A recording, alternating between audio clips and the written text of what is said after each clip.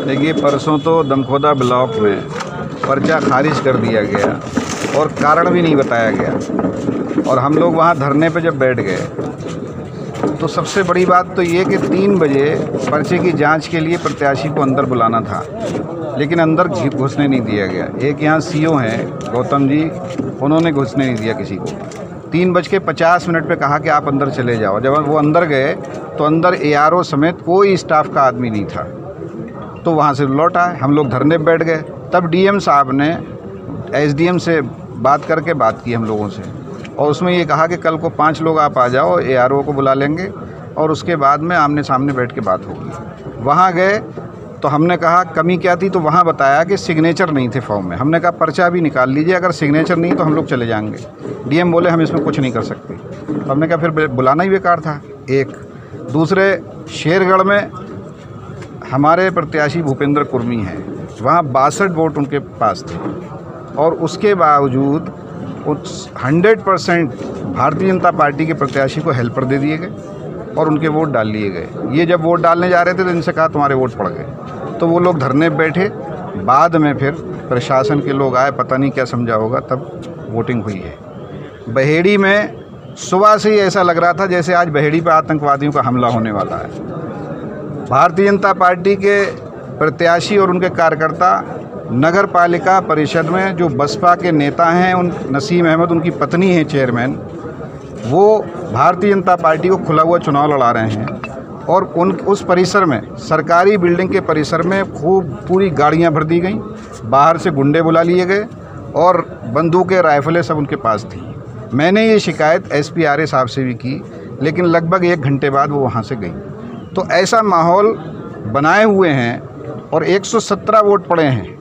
एक उनका मेंबर जो भारतीय जनता पार्टी का ही होगा, रिपोर्ट इंस्पेक्टर का फ़ोन इनके पास आने लगा कि आपने अपहरण कर लिया। सब लोग यहाँ बैठे हैं वोटिंग करने के लिए, और कहा कि वो अपहरण कर लिया।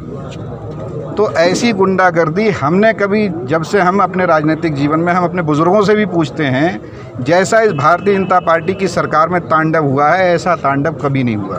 और ये हमेशा कहते थे कि समाजवादी पार्टी गुंडों की पार्टी है। इतनी गुंडागर्दी किसी सरकार में नहीं हुई है कि पर्चे निरस्त हो रहे हैं, और आप बताएंगे भी नहीं। दमखोदा के 62 मेंबर हमारे पास, हमने मीडिया से ट्रायल करा दिया था पहले ही, फॉर्म का वीडियो क्लिपिंग हुई, सब कुछ हुआ और निरस्त कर दिया गया।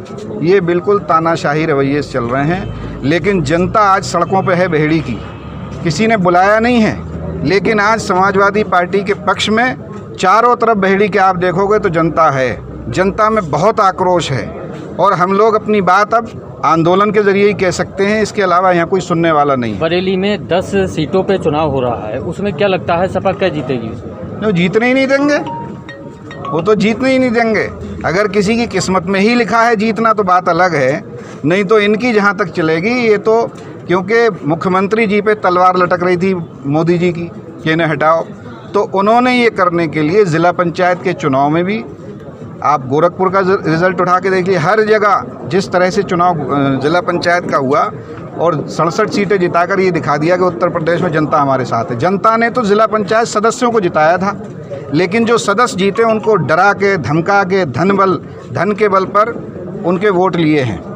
और इसी तरह से इस ब्लॉक प्रमुखी के चुनाव में हो रहा है। BDC मेंबरों के घरों पर पुलिस छापे मार रही है। जो नेता अगर लड़ा रहे हैं तो उनके घर पुलिस जा रही है।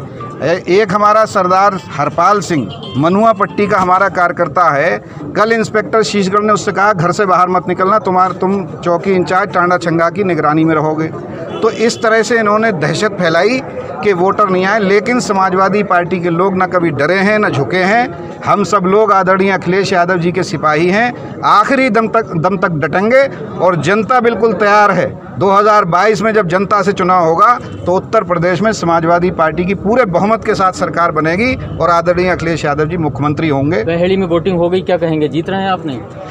हम तो जीतने के लिए लड़ी रहे हैं, वोट हम पे ज़्यादा हैं ही हैं, लेकिन हमें इन पे पूरी आशंका है कि जब तक सर्टिफिकेट ना मिल जाए तब तक हम नहीं कह सकते, क्योंकि ये कुछ भी कर सकते हैं। इन पे हमारा भरोसा बिल्कुल नहीं है। सारे अधिकारी एक दूसरे पर टालते हैं, सत्ता का दबाव इन पर इतना ज़्यादा है कि इसमें हम कुछ कहने लायक नहीं हैं। लेकिन हमारे पास वोटर इतनी तादाद में थे कि हम चुनाव हर हालत में जीतते।